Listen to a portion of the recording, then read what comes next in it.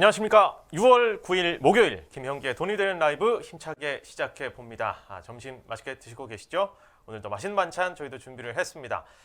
오늘은 정태근 알파프로 투자전략팀장과 함께 주식 얘기 나눠볼 텐데요. 역시 소액으로 바로 시작할 수 있기 때문에 좋은 투자 재테크 수단으로 알려져 있는데 전문가는 어떤 생각들을 갖고 있는지 그리고 지금 상황들은 어떤지 이런 것들을 한번 짚어보도록 하겠습니다. 어서 오십시오. 네, 반갑습니다. 네. 여러 군데에서 네. 많이 뵀었는데 가끔 이제 악플도 좀 많이 다니시고 아까 이제 네. 방송 전에 잠깐 여쭤봤더니 네. 나는 남들이 하지 않는 얘기, 나만의 얘기를 하기 위해서 열심히 네. 노력한다 하셨는데 오늘도 좀 그런 얘기 준비되어 있죠? 일단은 그걸 잘 이제 끌어내주시면 좋을 것 같아요. 아 그래요? 싹싹 긁어내주시면. 제가 한번 쪽쪽 빨아먹어 보도록 하겠습니다. 자, 그럼 오늘 뭐 증시 네. 현황부터 지금 상황이 어떤지 한번 뭐 개괄적으로 좀 짚어주시죠. 어떻습니까? 지금 상황은 뭐 좋지는 않습니다. 일단은 양시장 네. 모두 하락을 하고 있기 때문에 안 네. 좋다고 좀 말씀을 좀 드려야 될 것 같은데, 일단 뭐 최근에 뭐 저 개인적으로는 시장이 좀 갈피를 못 잡고 있다라고 좀 말씀을 드리고 싶습니다.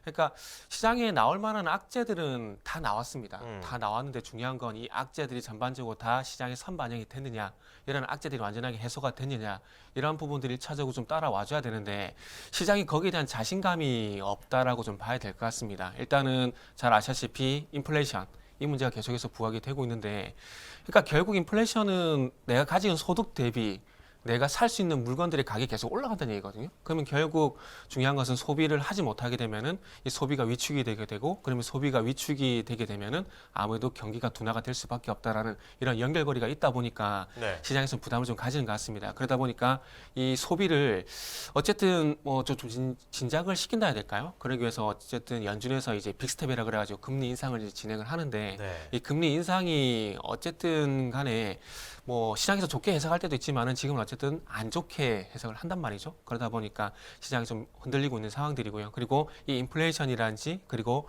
소위 말하는 우리나라에는 한국은행이지 않습니까? 그래서 미국에 또 연준이라는 곳이 있는데 거기서 이제 금리를 올리고 내리고 이런 역할을 하는데, 그래서 이 금리를 이제 앞으로 어쨌든 올릴 겁니다. 올릴 건데 중요한 건 이제 금리를 빨리 가파르게 올릴 것인가, 아니면 천천히 정될 수 있을 정도로 올릴 것인가, 이게 관건이라 보시면 될 것 같은데, 어쨌든 지금은 가파르게 올릴 것이라는 그런 걱정 때문에 시장이 계속해서 오락가락 하고 있다고 보시면 될 것 같아요.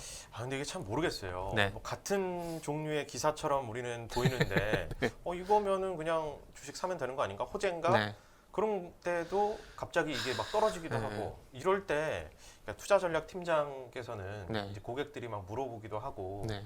멘탈도 많이 흔들리고 할 때 뭐 어떤 식으로 좀 조언을 해주세요? 저도 이 업으로 할 때 초반에는 진짜 미국 증시 보느라 밤새고 그랬거든요. 네. 근데 이제는 안 그럽니다. 그냥 이제는 미국 거의 증시 안 봐도 돼요? 아침에 일어나서 봐요. 어. 왜냐하면은 이게 봄이니까 피곤하고 네. 보고 있다고 해서 다음날 달라지는 건 없더라고요. 그리고 생각했던 대로 흘러가는 경우가 더 많아가지고 네. 그래서 조금 그렇게 이제, 보지는 않습니다.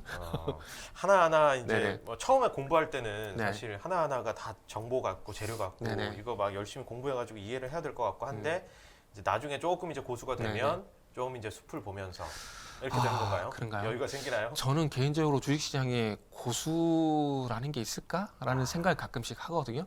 이 업을 오래 했다라고 보게 되면은 뭐 그분들이 선배 대접은 대우는 해드려야 되겠지만 주식시장에 고수라는 게 과연 있을까라는 생각이 좀 들어요. 고수들도 네. 사실 이제 한순간에 삐끗해서 실패하기도 하고 그러니까요. 우리가 소위 고수라는 말하는 표현이 고수분들, 그러니까 어찌 보면 전업 투자자거든요. 네. 전업 투자인데 미국의 대표적으로 이제 워렌 버핏이지 않습니까? 예. 그분도 어째 투자의 대가지만 결국 전업 투자자거든요. 전업 투자 갑자기- 하시다가 야, 투자 자문사를 만드신 거기 거예요. 건드려도 돼요? 그렇게? 뭐 그분이 저를 모르기 때문에요.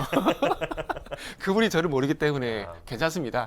혹시 워런 버핏도 네. 한낱 전업 투자가에 불과하다. 네, 그렇게 출발을 하게 된 거고 네. 이제 투자 자문사를 만들게 된 거지 않습니까? 네. 그런데 그분이 음. 두 개가 부자예요. 돈과 시간이 부자예요. 음. 그러다 보니까 시장이 막 안 좋을 때, 그러니까 그 예를 들면 예전에 2008년도에 뭐 리만 사태 뭐 이런 거 그거 기억나실 건데 네. 그때 당시에 워렌 버핏 얘기가 나오다가 요새는 이 얘기가 잘 안 나와요. 네. 그분이 잘하는 건 뭐냐면 시장이 급락이 했을 때 자기가 가지고 있는 자산을 쏟아붓는 거죠. 음. 그리고 이게 올라올 때까지 버틸 수 있는 또 시간이 있는 거고. 그러다 보니까 이제 다른 투자자분들 대비해서 돈을 많이 벌었고, 그리고 지금 투자의 대가소리를 듣는 거거든요. 네. 근데 그 부분을 저는 개인적으로 우리 개인 투자자분도 할 수 있다라면 저도 부자가 될 수 있다라고 봐요. 근데 지금 우리가 워렌 버핏보다 유리한 게 한 가지가 있습니다. 시간 뭐가 부자. 네? 시간 부자. 그렇죠. 제가 그분보다 한 40년 전거든요. 40년 이상 전기 때문에 아. 시간 부자입니다. 단지 돈이 없을 뿐이죠. 약간 이거 정신승리 느낌인데요. 뭐 그렇게 해도 우리가 만족해야죠. 젊으니까 네. 좀 더 벌 네. 수 있는 시간이 있을 것이다. 뭐 40년 뒤에 우리가 뭐 워렌 버핏보다 더 잘 벌지 말란 법은 없지 않습니까? 그렇죠. 그런 희망을 안고 네. 예, 오늘 주식 얘기 재밌게 한번 들어봐야겠는데 네. 이제 우리 뭐 장 수급이 어떠냐 이런 얘기 하는데 이게 수급이라는 것 자체가 네네. 어떤 지표를 어디서 봐야 되는지 잘 모르겠어요. 이게 각 그 투자하신 분들이 HTS가 아마 다 틀리실 겁니다. 틀릴 네. 건데, 근데 공통적으로 아마 투자자별 매매 동향 여기 들어가시면은 아마 다 보실 수가 있을 거예요. 그래서 HTS마다 뭐 코드 번호는 다 틀리긴 하지만 투자자별 매매 동향 이런 식으로 찾게 되면은 우리가 뭐 흔히 얘기하는 외국인 개인, 기관, 뭐. 이런 얘기들이 있거든요. 어. 그래서 그쪽에서 일단 보시면 될 것 같습니다. 근데 오늘 뭐 외국인 기관이 팔고 있네요. 좀 사면 좋을 텐데. 팔지 마, 좀 왜 이렇게 그러게요. 팔아? 예, 네. 참 아쉽습니다. 그래서 이 매도에 좀 제도를 그 태클 좀 걸어야 되는데 네. 참 이게 시장에 드라마틱한 어떤 반전 포인트가 없다라는 게 제가 볼 때 가장 큰 문제인 것 같아요. 무너질 때 이렇게 네. 조금씩 드러나는 그런 뭐 특징지라고 해야 될까요? 뭐 이런 네네. 것들도 좀 있잖아요. 지금 시점에서 우리가 조금 뭐 주목해봐야 될 네. 특징주들 뭐 이런 것들이 어떤 게 있을까요? 지금 상황에서 각기 날짜마다 좀 달리고 있는데 지금 시장 같은 경우 최근에 뭐 신재생 에너지 뭐 이런 게 또 이슈가 됐었는데요. 그리고 네.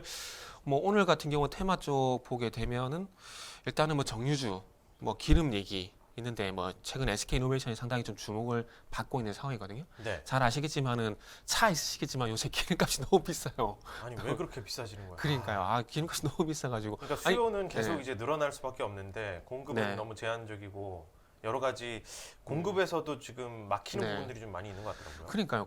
그런 것도 있고 요새는 또 뭐 전기차니 뭐 하이브리드 이것도 많이 타는데 왜 기름값이 올라가니 참 아이러니컬합니다. 네. 근데 이게 결국 그 경제의 기본적인 논리인 공급과 수요적인 측면에서 좀 봐야 될 것 같아요.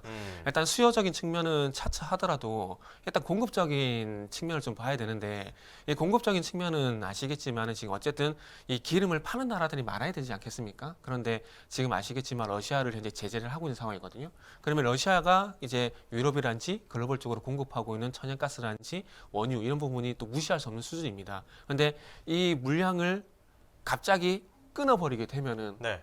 수요는 그대로 100이라고 하더라도 공급이 100에서 50에 떨어지게 되지 않습니까? 그럼 당연히 수요는 가만히 있지만은 공급이 줄어드는 효과가 발생이 되다 보니까 가격이 올라갈 수밖에 없는 그런 현상이 좀 나타나게 되는 거죠. 네. 그러면 이 기름값이 올라가게 되면은 이 원유를 들여와 가지고 이 원유에서 우리가 알고 있는 뭐 휘발유란지 등유란지 경유 뽑아내지 않습니까? 네. 이걸 정제 마진이라 그러거든요. 어. 정제라 그러고 네. 여기서 발생되는 마진이 정제 마진이라 그러는데 네. 기름값 간단하게 말씀드리면 기름값이 올라가게 되면 이 정제 마진이 올라간다 보시면 될 것 같아요. 그러면은 이제 SK이노베이션이란지 뭐 S오일 이런 기업들의 수익성이 좋아지게 되고 그러다 보니까 오늘 같은 날 또 유가가 120달러 이게 나오다 보니까 네. 또 이제 SK이노베이션, 뭐 S오일 이런 종목들이 또 주목을 받는 것 같습니다. 그러니까 이 여러 가지 보는 네. 눈들이 막 여기저기에 있어야 될 것 같아서 근데 또 예를 들면 같은 지금 이제 이 리스크를 놓고도 또 막 들어오는 기름값이 네네. 또 높아지면 네. 이익이 또 더 안 남는 거 아닌가 이렇게 생각할 수도 있지 않을까요? 그렇죠. 기름값이 올라갈 만큼 이제 올라가기 때문에 그게 아무래도 원가 부분에 영향을 주기 때문에 그렇게 생각할 수 있는데 아시겠지만 기업들이 가만히 있진 않거든요. 최근에 아시겠지만 기름값이 왜 계속 올라가겠습니까? 걔네들도 기업이지 않습니까? 네. 그러면 원가가 올라가게 되면 그것도 제품 가격에 다 반영을 해요. 그리고 그래서 이번에 또 화물연대 파업 때문에 또 소주 가격 올라간다는 얘기 나오잖아요. 그러니까 기업들이 감당 가능하면은 안 하겠지만 지금 원자재 가격이 거의 뭐 비트코인 급등하듯이 올라가고 있기 때문에 네. 지금은 이 원가 올라가는 것들을 판매가에 반영을 안 할 수가 없습니다. 그 철강주가 딱 그렇잖아요. 지금 철강주가 실적 좋다는 얘기 계속 나오고 있고 올해도 실적이 괜찮거든요. 이 철강석 가격이 무슨 비트코인처럼 급등을 해요. 그러다 보니까 이 원가 부담을 해야 되는데 하기에는 너무 원가 부담이 커져 버리게 된 거죠. 그러다 보니까 그러면은 회사의 마진이 줄어들게 되면은 들어가는 비용만큼 이게 수익이 나면 괜찮은데 못 나게 되면 이게 소위 말해 적자가 발생이 되잖아요. 그러다 보니까 어쨌든 기업은 수익을 내야 되는 입장이다 보니까 이 원가가 올라가는 것만큼 이제 또 제품 가격 인상을 반영할 수밖에 없다라 봐야 될 것 같아요. 그래서 이제 앞으로 중요한 건 그래서 뭐 유가가 이제 올라갈 것인가 떨어질 것인가 이게 아마 차가워지고 계신 분들은 아마 관심이 제일 많지 않을까 그렇죠. 좀 생각이 들거든요. 네.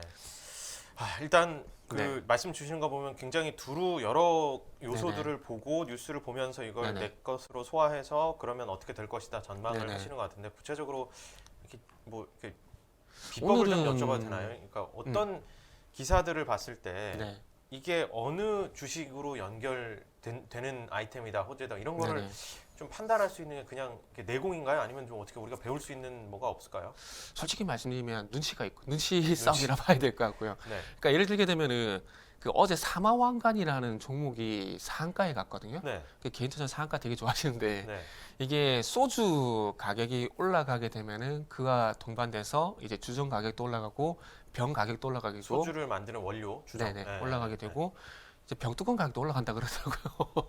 그래서 이게 결국 눈치 싸움이거든요. 아, 근데 이 말씀 드린 건 뭐냐면은 결국 뭐 이제 군대도 마찬가지지만은 사회가 경험이지 않습니까? 네. 그러니까 경험상 보고 이게 눈치가 가게 되는 거죠. 그래서 어떤 사회적인 일단 이슈가 나왔을 때 이게 어찌 보면 눈치 빠르게 이게 주식에 어떤 종목이 있지? 이걸 잘하신 분들이 제가 볼 때는 소위 말하는 단기 투자를 제일 잘하신 분들이에요. 감각이 어떻게 보면 네, 좀 이제 잘하신 분들이죠. 그런데 그게 아니라 아까 워렌 버핏 말씀드렸잖아요. 이 미국의 전업 투자자.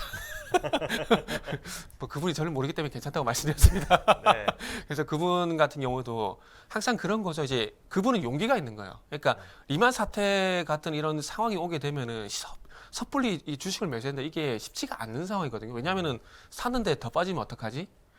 이런 걱정이 있기 때문에 못해요. 그런데 그분은 과감하게 결단을 하는 거죠. 이때가 기회다. 그리고 그 행동을 보고 실제로 그렇게 만들어 버리는 네네. 결과도 보여주잖아요. 그렇게 해버리는 네, 네. 거잖아요. 사실 큰 자금이기도 하고 음. 그분이 하니까 많은 사람들이 따라가면 결국에 결론도 네. 그렇게 만들어 버리는 네. 힘이 있으신 건데. 그러면 모두 개미들은- 다 돈을 벌겠죠. 그러니까 이 개미들은 네. 내가 보기에는 내가 판단하기에는 지금 이게 그러면 여길 들어가야 될 것 같고 네. 같은 결단을- 상황이 오더라도 예. 같은 상황이 오더라도 제 개인적으로는 개인 투자자분들 매수 못해요. 못합니다. 그러니까 다 부자가 됐겠죠, 이미. 그러면 처음부터? 처음에 시작하는 분들한테는 어떤 식의 좀 조언을 주시겠어요? 뭐 처음부터 음. 이제 뭐 한 어느 정도 금액을 네. 가지고 그냥 손해 보더라도 해봐라. 아니면 뭐 그냥 펀드나 다른 파생금융이나 이런 데다 넣고 좀 하다가 해봐야 된다. 뭐 일단 시작하는 게 좋나요? 저는 개인적으로 처음이라고 하더라도 작은 금액이라도 저는 안 했으면 좋겠어요. 그러니까 큰 금액이든 작은 금액이든 이 돈을 차라리 목돈을 일단은 모아놨다가 네. 이게 나중에 일정 부분 이제 본인의 어떤 판단이 가능할 때 음. 그러니까 만약에 뭐 지금 정도 시장 상황이 되게 되면은 전업 투자자분들 같은 경우 매일매일 수익을 내야 된다는 그런 압박감 때문에 시장이 안 좋음에도 불구하고 매매를 하게 되면서 손실이 발생되는 경우가 있거든요. 근데 네. 이럴 때는 참아야 돼요. 참아야 돼요. 시장 상황 이런 오늘 같은 경우에 제가 또 말씀드리고 싶은 게 뭐냐면은 요것도 참고 팁으로 좀 보시면 좋을 것 같은데 제가 시장을 볼 때 하나 보는 지표가 있는데 뭐냐면 종목별 등락 현황이라는 게 있어요. 종목별 등락 현황. 네네. 네. 그래서 이게 당일날 상승 종목 수와 하락 종목 수를 집계내는 거거든요. 네. 근데 지금 코스닥을 보게 되면 하락 종목 수가 1140 종목이에요. 그리고 상승 종목 수가 285 종목이거든요. 그러면 하락 종목 수가 많다라는 건 누가 보더라도 매도한 사람이 더 많다라는 거예요. 그러면 만약에 뭐 오늘 뭐 SK이노베이션 1% 상승하고 있긴 하지만 물론 1% 먹으려고 들어간 건 아니거든요, 투자자분들이. 네. 그래서 이게 어쨌든 3% 4% 수익이 나야 되지 않습니까? 그런데 나는 괜찮다고 생각해서 들어갔는데 매수를 했는데 네. 나머지 5분, 6분이 매도를 하게 되면 이거는 수익이 날 수가 없어요. 그렇죠. 그죠? 네. 그래서 그럴 때는 무조건 쉬라는 거죠. 그리고 이제 시장이 돌아서졌을 때 많이 먹을 수 있는 구간이 분명히 있거든요. 그게 언제냐면은 2020년도 그때 코로나 이후에 비대면 관련주들이 뭐 날라갔지 않습니까? 네. 그때 대표적인 게 뭐 네이버, 카카오, 현대차 그리고 뭐 이제 그와 관련돼서 미국 주식 같은 경우도 뭐 서학개미라 가지고 미국 주식 상당히 잘 갔었거든요. 네. 근데 그게 우리가 착각하면 안 되는 게 우리가 잘해서 수익이 난 게 아니라 시장이 좋았기 때문에 수익이 난 거예요. 사놓고 뭐 카카오라든지 LG화학 같은 것들은 솔직히 2020년도 3월 달에 진짜 결단을 해가지고 용기를 내서 한번 매수를 했잖아요. 그때는 계속 올라가요. 주식이 가만히 있어도 계속 올라가는 시기입니다. 그렇다 보니까 수익이 나는 거거든요. 그러니까 그랬을 때 수익을 많이 내놓고 시장이 안 좋을 때는 좀 쉬었다가 그러니까 워렌 버핏이 그걸 잘하는 거예요. 큰 추세를 좀 계속 좀 지켜보고 네네. 해야겠네요.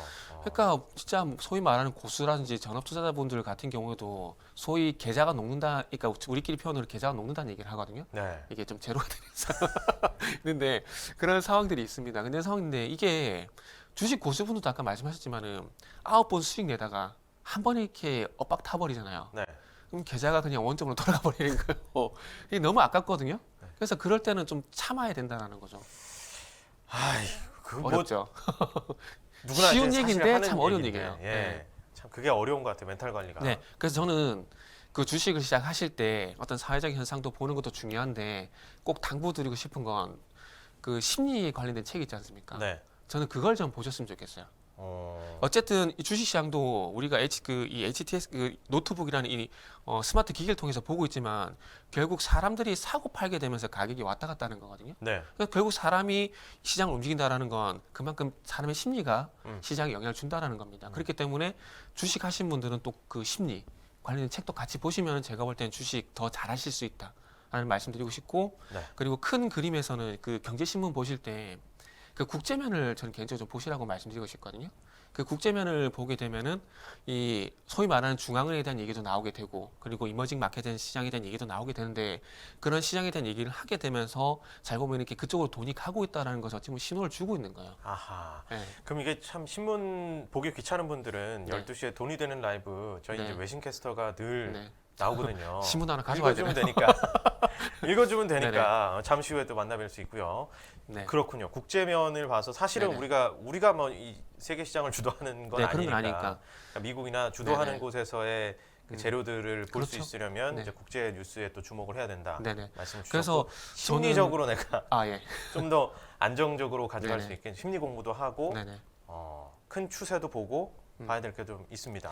그래서 저는 항상 그 투자자분들 말씀드린 게 어차피 우리가 퍼스트 무버는 안 됩니다. 네. 패스트 팔로우거든요. 그렇죠. 눈치껏 잘 따라가는 게 제일 좋은 거거든요. 그렇기 때문에 시장의 상승 맞으면 이제 주도하려고 하고 먼저 앞서 나가려고 안 해서도 됩니다. 패스트 팔로우 어느 쪽으로 돈을 가는지 잘 살폈다가 그쪽만 잘 따라가더라도 충분히 수익을 정말 많이 낼 수 있거든요. 그리고 제가 또 중간에 쉬라고 좀 말씀드린 이유가 뭐냐면 우리가 소위 말하는 주린이분들, 그러니까 2020년도에 이제 주식시장에 입문하신 분들 같은 경우는 아까도 말씀드렸지만 착각하시는 것들이 내가 잘해서 수익이 났다라는 착각을 하신 분들이 되게 많아요. 그래가지고 제 주위에 제 지인 같은 경우도 그렇게 주식을 했다가 2020년도 같은 경우는 형님, 저는 주식이 제 체질인 것 같습니다 이랬거든요. 근데 1년 뒤에 연락을 했어요. 네. 그랬더니 이제 주식은 저랑 안 맞는 것 같다고 얘기하더라고요. 근데 결국 그 친구가 착각했던 것들이 이제 본인이 잘해서 이제 수익이 어떻게 났다고 보면 생각한 거죠. 운때가 맞아서 이제 네네. 그렇게 갔다가 그게 실력인 줄 알고 네네네. 더 넣고 하다가 네네. 더 크게 물려서 주식은 저랑 안 맞는 것 같다면서 다른 재테크수단으로 넘어가고 네, 그런 것 같더라고요. 그러니까. 안타깝습니다. 그런 상황을 보게 되면. 말 그대로 우리 개미의 심정입니다. 네. 일단 오늘 뭐 여기서만 들을 수 있는 중요한 얘기를 네네. 또 준비를 해주셨는데 중요한 이슈 일단 그러니까 여기 이 이슈에 관련된 관련주들을 주목하라 이런 말씀을 좀 주시려고 기사를 가져와 주신 거죠. 네, 다음부터는 제가 스크랩을 해가지고 네. 일단 오늘 이후에 저도 이렇게 방송사 가게 되면은 이렇게 경제신문들이 있더라고요. 그래서 그런 걸 보고 기사를 한번 스크랩 한번 해볼게요. 그래서 이런 기사는 보시면 좋습니다라는 것들을 다음 시간에 한번 보여드리는 그럼 것도 큐레이션 좀 해주시면 너무 좋죠. 괜찮을 것 같아요. 네. 오늘 아마 지금 혹시 저희가 준비된 오늘 기사가 있을까요? 그 이제 말씀 주시려는 게 웨스팅하우스사에서 사장단이 네네. 우리나라를 방문했었는데 지금 이제 그 원자력 사업 얘기하시려는 거잖아요. 네, 원자력 사업 같은 경우는 이제 저번 이제 정권이 바뀌게 되면서 이제 기조가 좀 바뀌었지 않습니까? 네. 그러다 보니까 이제 적극적으로 이제 원전을 밀어주는 그런 상황이 좀 전개가 되고 있는데 예를 들게 되면은 예전에 2009년인가요? 그때 UAE의 바라카 원전 수주받게 되면서 한참 원전주가 뜨거웠었거든요.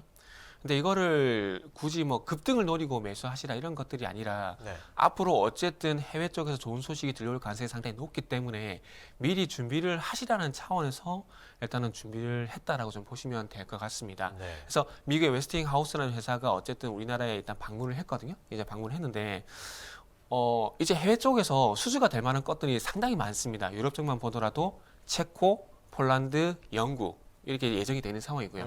그리고 중동 쪽 같은 경우에도 이제 사우디라든지 이집트 이쪽이 진행될 가능성이 상당히 높은데 이거를 이제는 단독으로 나올 것인가 아니면은 합작으로 나올 것인가 이제 길이 갈리게 되는 거죠. 그래서 뭐 간단하게 말씀드리면은 단독으로 나오게 된다. 그러면 한전 기술이라는 종목을 무조건 봐야 돼요. 한전 기술. 네, 한전 기술이라는 종목을 무조건 봐야 되고 네. 공동 수주로 가게 된다. 네. 이러면은 두산 에너빌리티라는 종목을 대장으로 볼 수밖에 없는 상황입니다.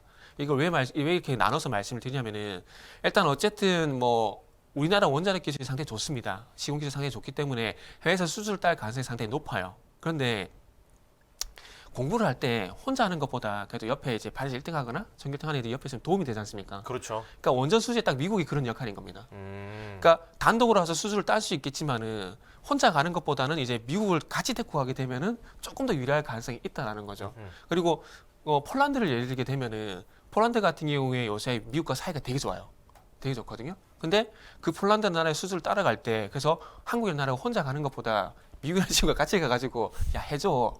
한국 해줘, 에이, 해줘 이러면은 안 해줄 수 없거든요. 그러니까 수주 가능성이 더 높아지게 되는 거죠. 아하. 그러다 보니까 수주를 딸 때는 어쨌든 이제 미국과 같이 가는 게 정말 좋은 건데, 근데 이때 미국과 같이 가게 되면은 조금 전에 말씀드렸듯이 공동 수주가 되다 보니까 이게 수혜가 받는 쪽이 이제 갈리게 되는 거죠.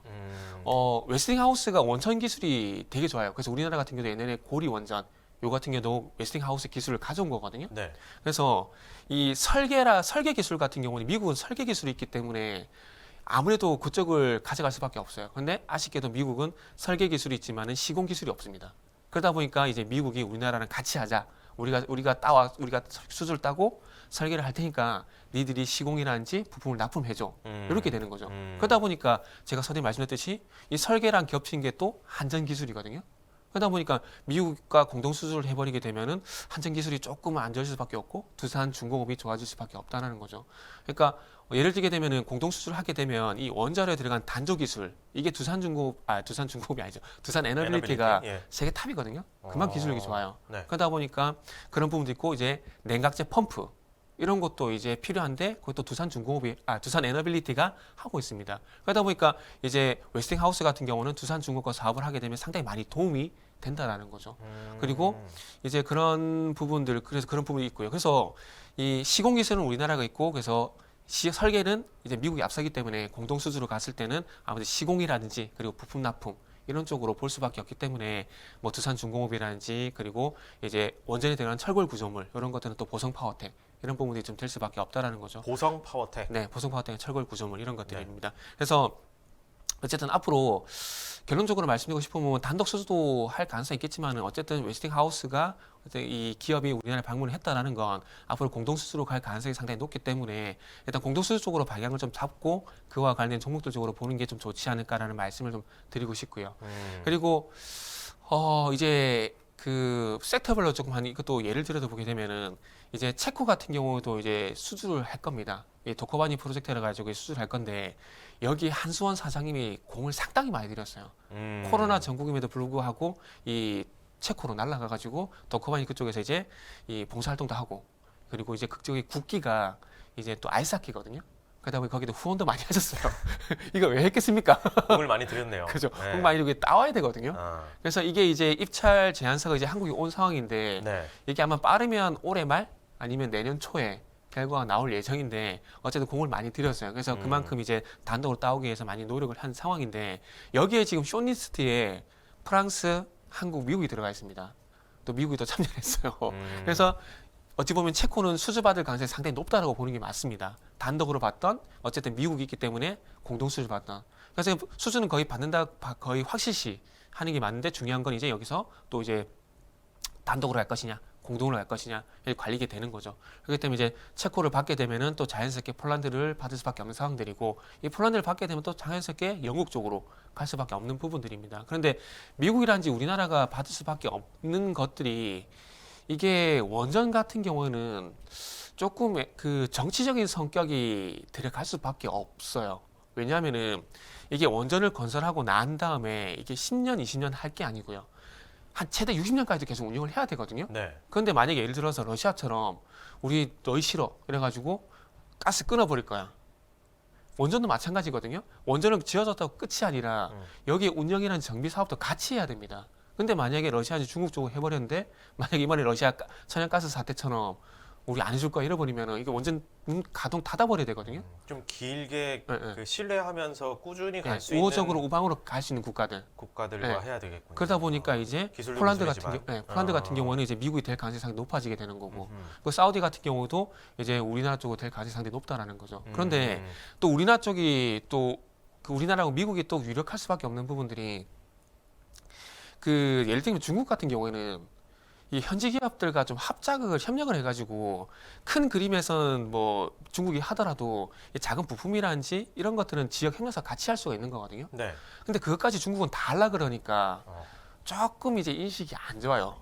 그 지역에서. 근데 우리나라 같은 경우는 예전 UAE 바라카도 그렇지만 원전을 지어주고 끝이 아니고 여기에 운전도 하고 이제 운영도 하고 정비도 하는데 그 원전을 만들 때 기술 공유도 같이 한다는 거죠. 그러다 보니까 인식이 좋은 겁니다, 우리나라가. 그리고 다른 나라를 대비해서 돈 좀 작게 들어가요.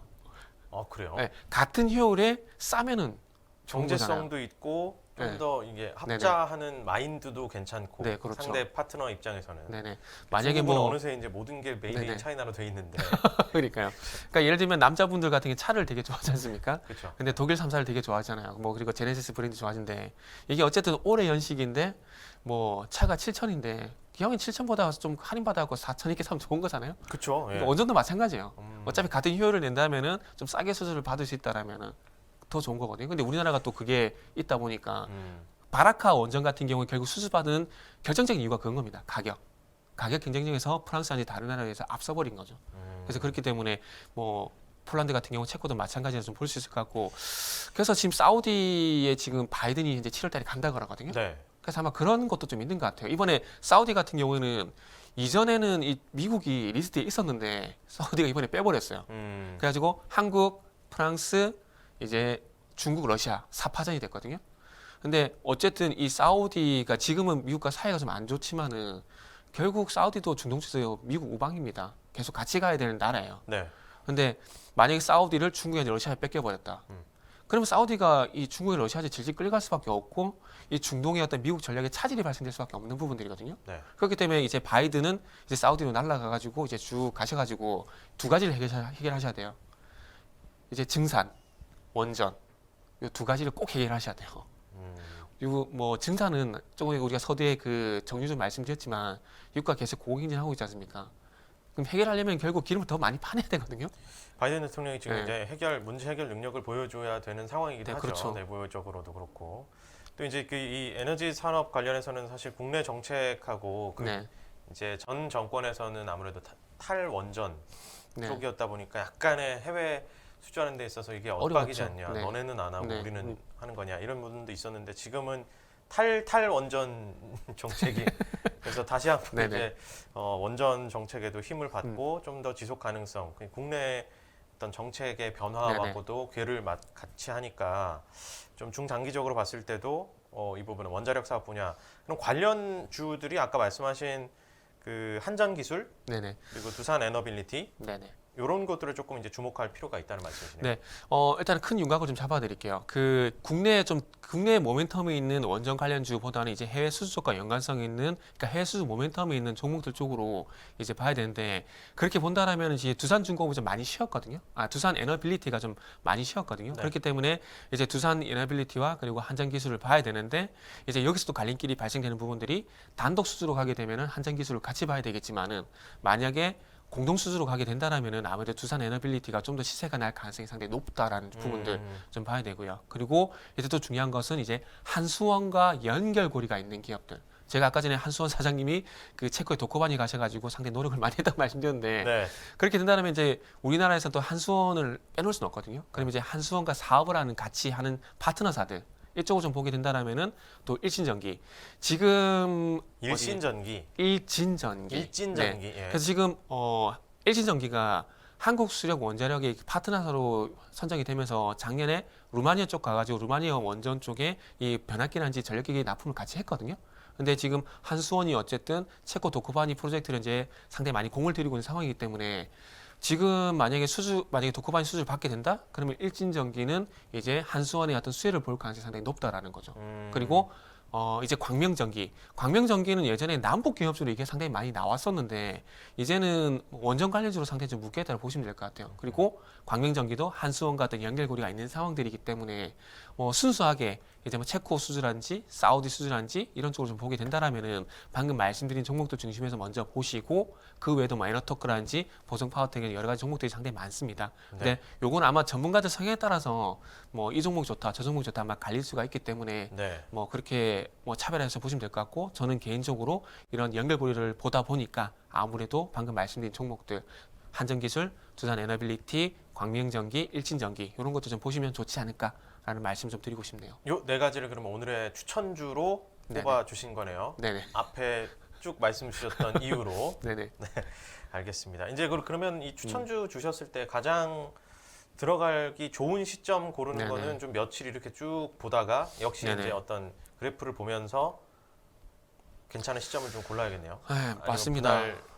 해서 좀 사고 그래서 이게 참 그냥 이때 아주 접근하기 들어가면 일반적인 좋다. 전략. 이러면 네. 이게 참 좋을 것 같은데 네. 이게 참 그거는 저희도 죄송하지만 어렵습니다. 어려워서 네. 저는 개인적으로 뭐 괜찮다라면 두산 에너빌리티 기준으로 좀 말씀을 드리게 되면 일단 저는 2만 원 이하권에서는 매수가 가능하다라고 생각을 합니다. 그래서 2만 원 이하권에서 매수를 하고 난 다음에 그리고 약간 음. 어떤 어느 정도 목표에 도달하는 시점을 그러니까 우리가 돈이 뭐 늘 있는 게 아니니까 이 돈은 한 6개월 뒤에 쓸 돈이면 네네. 지금 여기에 투자해도 되는 겁니까? 어느 정도 아, 나중에 이제 수익이 좀 환원돼서 내가 한번 뺄 때를 생각하면 이게 뭐 단기 자금, 중장기 자금 이렇게 있잖아요. 저는요 그 어떤가요? 이게 동문서답인지 모르겠는데 네. 짧든 길든 그거 상관없이 어쨌든 안 뺐어도 된다. 없어도 된다. 그렇죠. 이러면 그냥 하시라고 말씀드립니다. 일단 근데 여유 자금으로. 그 네. 기준이 개인마다 다 틀리기 때문에 그러니까요. 그러니까 결국 뭐 그러니까 생활 자금으로 그렇게 들어가는 건 굉장히 위험한 그렇죠. 상황이고 네. 어느 정도 여유 음, 되는 자금 가지고 적절히 네, 멘탈 관리할 수 있을 정도의 금액으로 들어가서 네네. 보는데 지금 말씀 주신 대로 일진전기랑 광명전기 네. 이런 아 것들은 이렇게 말씀드린 게 맞는 것 같아요. 그 주식을 매수하고 난 다음에 충분히 즐길 수 있다. 이 금액이면 무조건 하셔도 상관없습니다. 결국 아까 제가 주식은 심리 싸움이라고 말씀드렸잖아요. 네. 여기 지면 안 되거든요. 근데 알겠습니다. 결국 이 돈이 단기간에 빼야 된다 그런 심리적으로 흔들리게 되면은 네. 결국 집니다. 알겠습니다. 네. 일진전기, 광명전기, 두산에너빌리티 그리고 네. 한전기술 네. 말씀 주셨죠? 알겠습니다. 한번 잘 주시를 해봐야겠습니다. 오늘 우리 정태근 팀장님 오시자마자 네. 굉장히 많이 쏟아내주고 가십니다. 아, 도움이 되셨는지 모르겠네요. 네, 다음에 또 더 네. 재미난 얘기 네. 여기서만 들을 수 있는 얘기 기대하도록 하겠습니다. 네, 알겠습니다. 다음에 좀 더 많이 준비하겠습니다. 네, 고맙습니다. 네, 감사합니다.